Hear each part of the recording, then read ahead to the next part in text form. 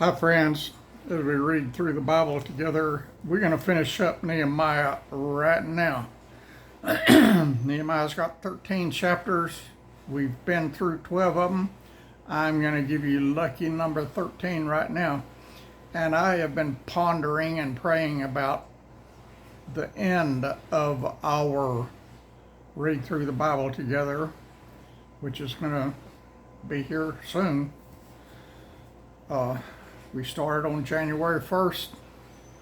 Today is August 7th or 8th, and we're going to be finished before the end of August with the whole Bible, y'all.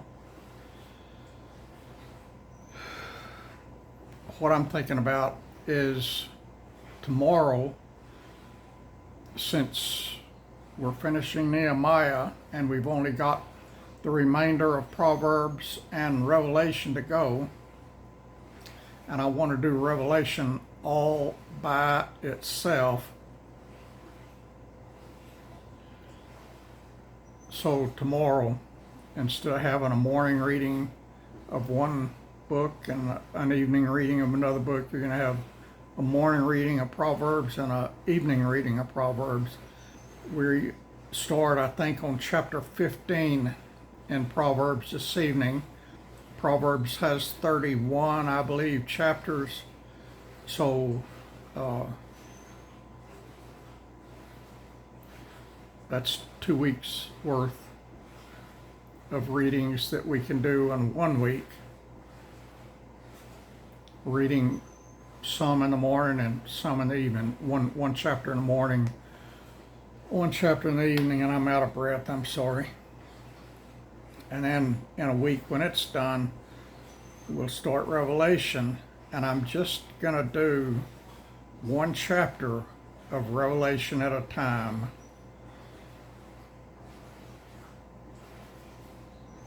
And I don't know yet if that's one chapter a day or one chapter in the morning and one chapter in the evening. I gotta find out from the boss. But we're going to do 2 chapters on Proverbs a day starting tomorrow.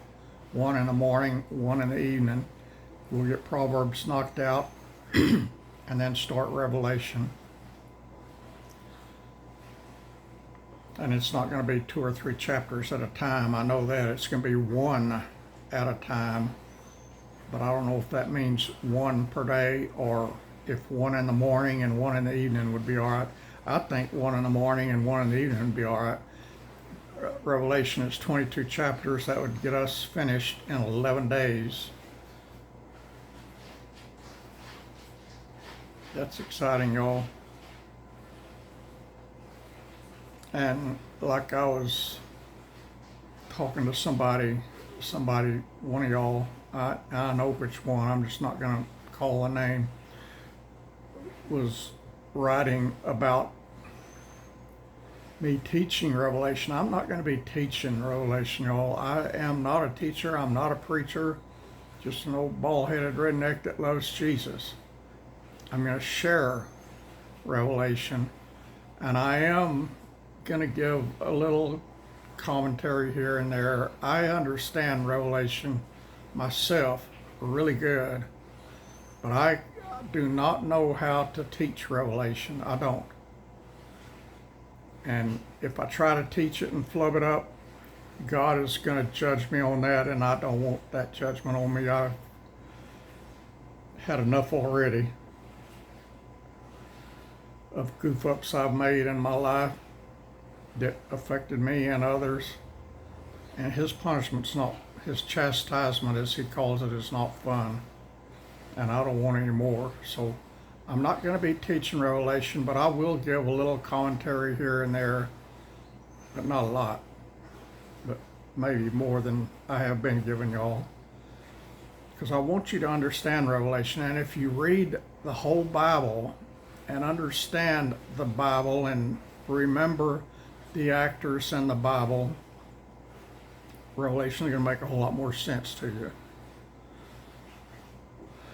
Revelation was written by John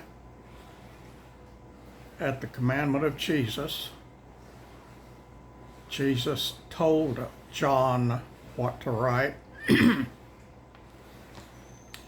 It was the John from the New Testament that was Jesus' favorite disciple. It is the John that wrote 1st, 2nd, and 3rd John and the book of John.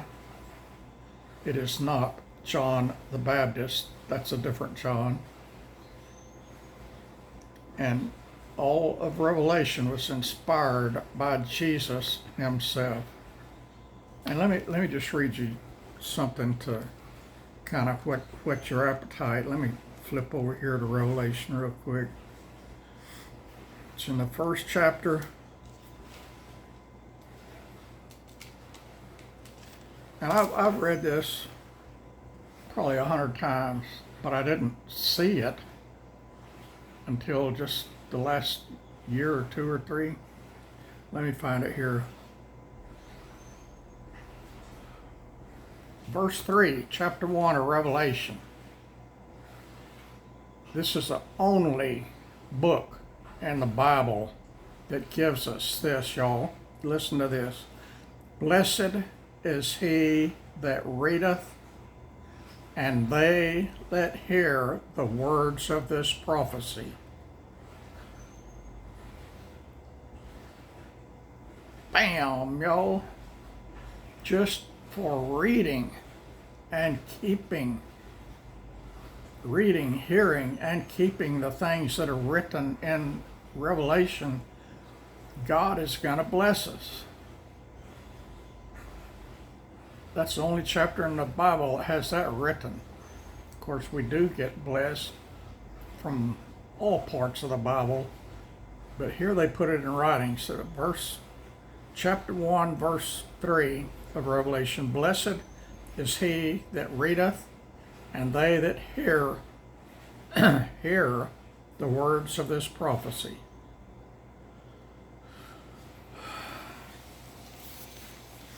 I'll hush that so I can read the last chapter of Nehemiah.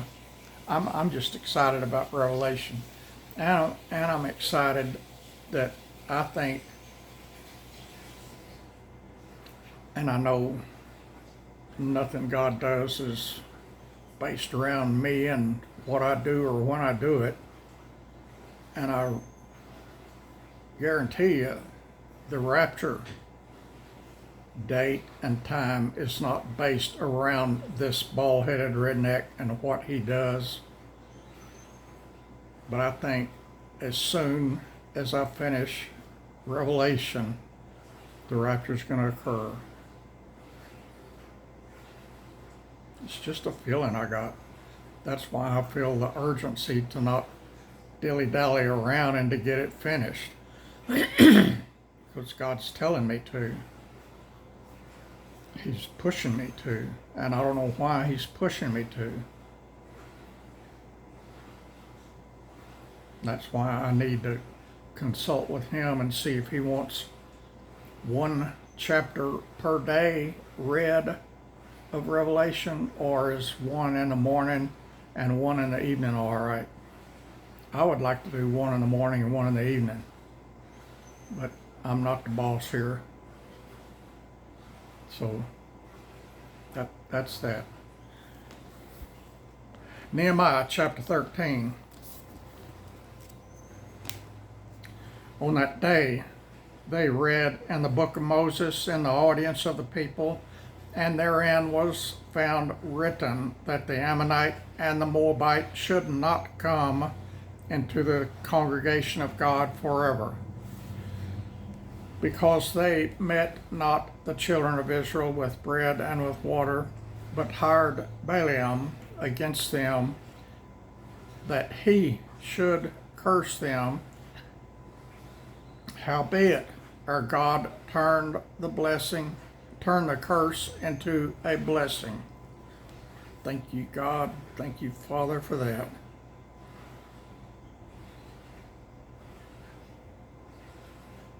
Do y'all know that God?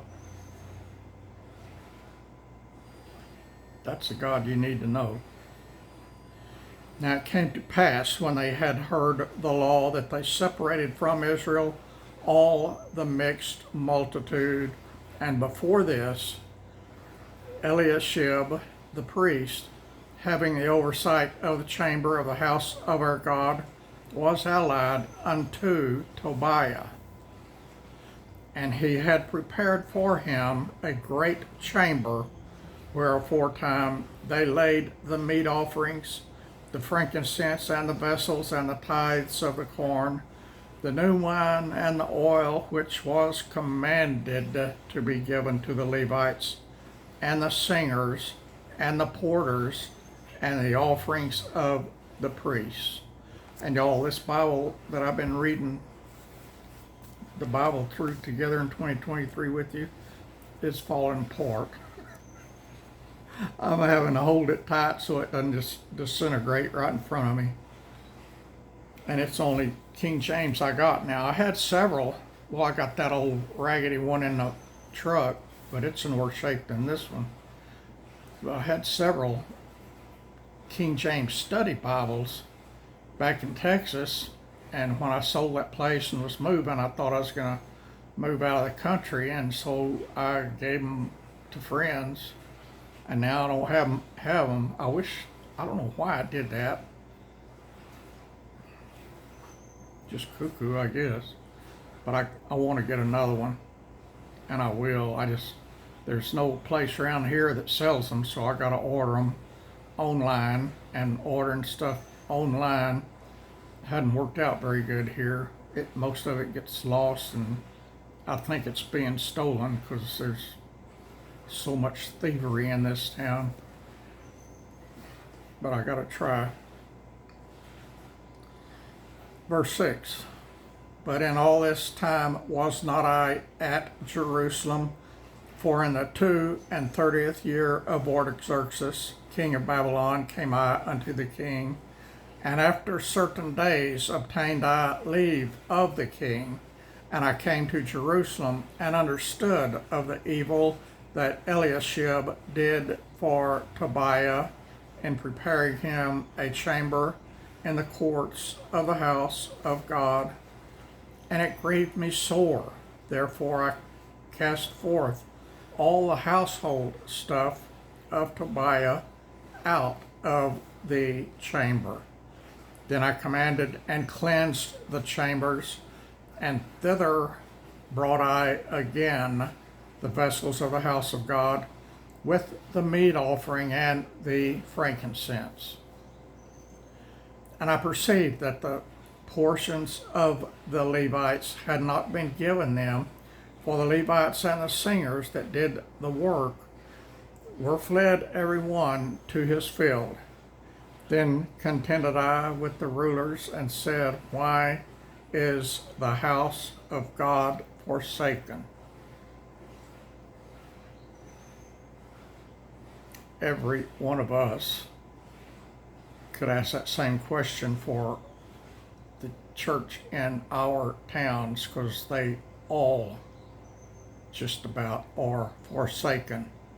Satan is taking them over. I've been having this discussion with several of y'all in comments. Satan has taken over just about every church in America and probably in the world.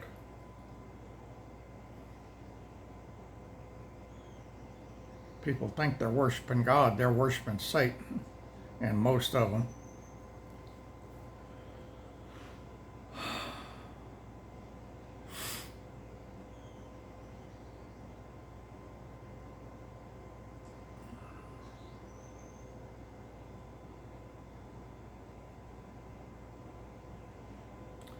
Then contended I with the rulers and said, why is the house of God forsaken? And I gathered them together and set them in their places, and brought all Judah the tithe of the corn, and the new wine, and the oil unto the treasuries. And I made treasurers over the treasuries, Shelemiah the priest, and Zadok the scribe, and of the Levites, Pedaiah, and next to him was Hanan the son of Zachar, the son of Mattaniah, for they were counted faithful and their office was to distribute unto their brethren. Remember me, O my God, concerning this, and wipe not out my good deeds that I have done for the house of my God and for the offices thereof. In those days saw I in Judah some treading wine presses on the Sabbath day, and bringing in sheaves, and lading asses, and also wine, grapes, and figs, and all manner of burdens, which they brought unto Jerusalem on the Sabbath day. And I testified against them in the day wherein they sold victuals. There dwelt men of Tyre also therein, which brought fish and all manner of ware, and sold on the Sabbath unto the children of Judah and in Jerusalem. Then I contended with the nobles of Judah, and said unto them, What evil thing is this that ye do, and profane the Sabbath day? Did not your fathers thus, and did not our God bring all this evil upon us and upon this city? Yet ye bring more wrath upon Israel by profaning the Sabbath. And it came to pass that when the gates of Jerusalem began to be dark before the Sabbath, I commanded that the gates should be shut, and charged that they should not be open till after the Sabbath. And some of my servants set I at the gates, that there should no burden be brought in on the Sabbath day. So the merchants and sellers of all kind of ware lodged without Jerusalem once or twice. Then I testified against them, and said unto them, Why lodge ye about the wall? If ye do so again, I will lay hands on you. From that time forth came they no more on the Sabbath.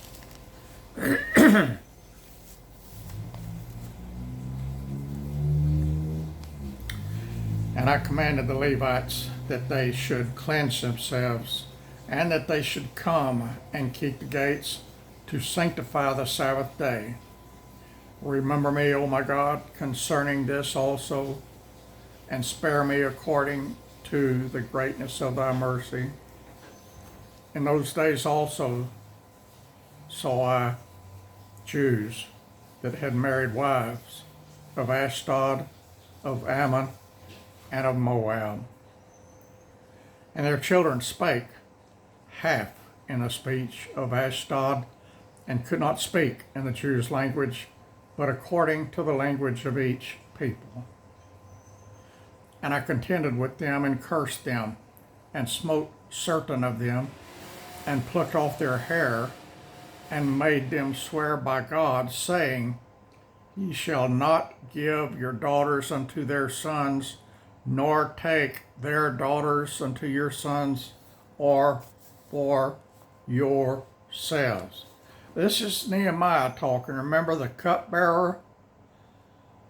He was not a king or a ruler or anybody high up. He was a cupbearer. And look at what he did, because his passion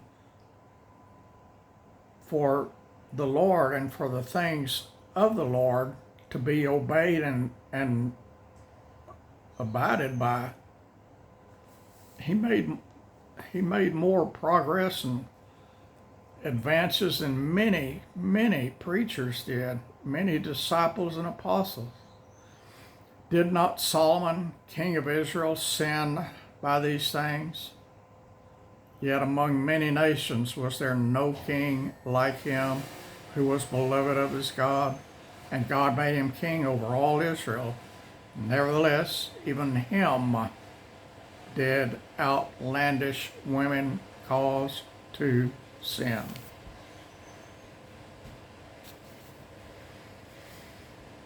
I told y'all that this morning, I think, either this morning or yesterday. Shall we then hearken unto you to do all this great evil, to transgress against our God in marrying strange wives? And one of the sons of Jehoiada, the son of Eliashib, the high priest, was son-in-law to Sanballat, the Horonite. Therefore I chased him from me. Remember them, O my God, because they have defiled the priesthood and the covenant of the priesthood and of the Levites. Thus cleansed I them from all strangers, and appointed the wards of the priests and the Levites, every one in his business. And for the wood offering at times appointed, and for the first fruits, remember me, O my God, for good. And I bet you $1 to a donut, God remembered Nehemiah. Nehemiah was awesome, very awesome. All right, y'all, we're finished with Nehemiah. We're finished with everything except a few chapters of Proverbs and Revelation. Within a week or two, we're going to be finished with the whole Bible. Near the end of December, several of y'all wanted me to read through the Bible together with you in 2023. A lot of those people have disappeared. I don't know where they went. Several of y'all have stuck through, and I appreciate it. It's not fun. It's good. I've enjoyed it, but it's not fun. The physical part of it is not fun. The spiritual part I'm loving, and I'm getting probably I'm probably getting more out of it than all of y'all. I'm loving it. But the physical part, setting up, doing a video once a day, twice a day, I got stuff to do. I'm the only one here to do it. And this video stuff takes a lot of time, way more than you probably realize. And that just puts me more and more behind on doing other stuff I got to do. I got laundry going. You probably hear laundry a lot while I'm on here. If I could wash dishes while I do videos, I'd be doing that too. I've taken y'all a couple of times lately over to the countertop while I was cooking. I don't have anything planned to cook today, so I guess I won't be doing a cooking video today. I cooked some beans a couple of days ago. I ate some for lunch a while ago. That's the only thing I've eaten in 2 days. And, oh no, I fried fish yesterday. How could I forget that? Boy, that made a mess in the kitchen. I spent all morning cleaning up everything from that. I was too tired and in too much pain and too short of breath to clean it up yesterday. And I think that is the first time I let a dirty kitchen go dirty overnight. I don't think I have ever done that before in my life. But I did last night. But it's clean, it's spotless, it looks brand new again now. But frying that fish made a big mess. I took this top of the stove apart. It looks like a brand new one. It's almost 2 years old. I don't remember if I told y'all or not. I know I told some of you in comments, but I don't know if I ever said it on video, but I have taken my house off the market. Right now with my illness, I cannot deal with people coming and going and all of that. So for now, for the time being, it's off the market. I want to get it sold and me get out of here I love this house. There's not a thing in the world wrong with it. I just don't like this place. And my ministry here has been done like God wanted me to do. Oh, and I got pain. Oh. And it's time for me to move on. I've got plans for a ministry somewhere else. And I'm anxious to get there. But I gotta feel better before I can sell this house. Have a doctor's appointment tomorrow morning. So I don't know if you'll have a video in the morning or not. Because I don't ever know when I'm gonna feel good enough to get on the video. Anyway, I'll let y'all go right now. I love y'all. We're finished with Nehemiah. We're finished with everything except the last few chapters of Proverbs and Revelation. And we're in the first week of August. That's pretty good, y'all. And I've probably read the Bible 2.5 times myself already, because I read it a lot, not on camera. But on camera, we've read all but the end of Proverbs and Revelation. Started January 1, 2023. And it's been good for me. The more I read it, the more I learn. And the more excited I get about getting to heaven. And it has nothing to do with what's going on in the world. It has everything to do with me wanting to be with the author of the Bible that I keep reading over and over and over. I love God. God is just so awesome. He planned everything, y'all. Nothing is a surprise to God. Nothing. He planned everything.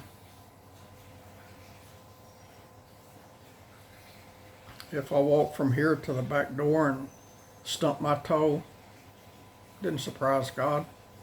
He knew I'd do it before I was born.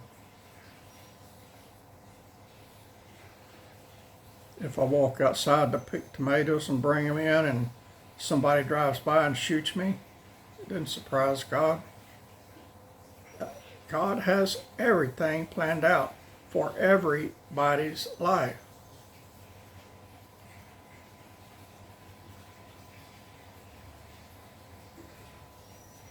He knew when we'd be born. He knows when we're going to die. He knows if we're going to accept Him. He knows if we're going to reject Him. Don't you want to spend eternity with a God like that, who loves you like that? I gotta go, y'all. I love y'all. I appreciate y'all. God bless you all. And I know a lot of y'all are suffering and hurting in many ways. And y'all, my heart hurts for you, it does. And I pray for y'all over and over every day. But I gotta pray the Lord's will be done. I don't know what His will is. I ask for healing. Healing from your emotional pain or your mental pain or your physical body pain. Whatever it is, I pray for that. And it's up to God, y'all.